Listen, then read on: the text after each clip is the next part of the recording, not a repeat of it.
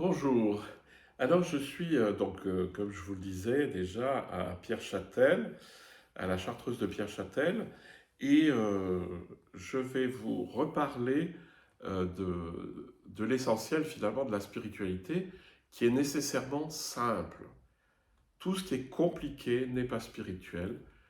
Comme on dit souvent, Dieu est simple, Dieu est un.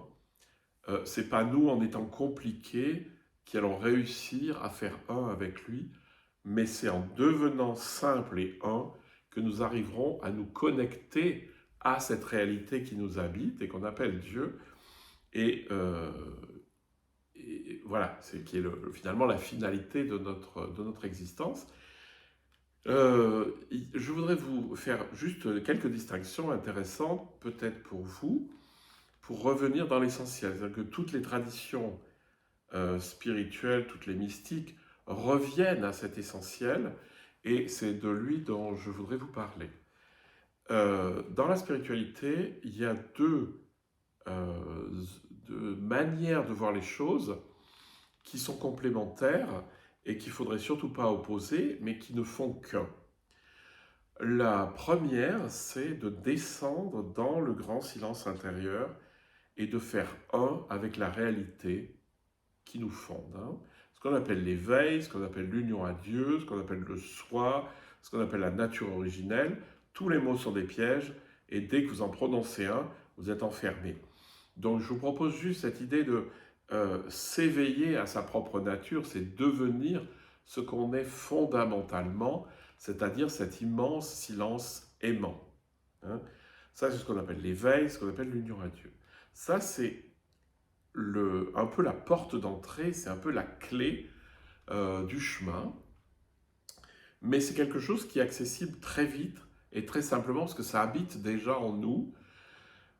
Vous l'avez déjà vécu, souvent, vous avez souvent eu des expériences de présence à vous-même, au monde, où d'un seul coup tout s'est ouvert, vous faisiez plus la distinction entre vous et le monde, ou parfois dans les relations, où d'un seul coup il y avait un sentiment d'unité.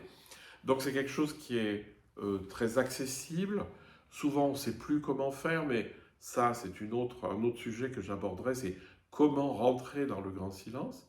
Donc ça c'est l'aspect, c'est la clé de la spiritualité, c'est entrer dans le grand silence aimant.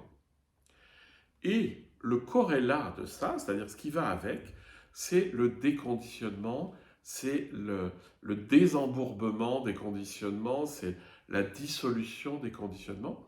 Et ça, par contre, c'est un processus lent, un processus continu, un processus... Alors ça marche par palier, mais il y a un déconditionnement, c'est-à-dire qu'on se libère des différentes couches de carapace qu'on avait accumulées petit à petit.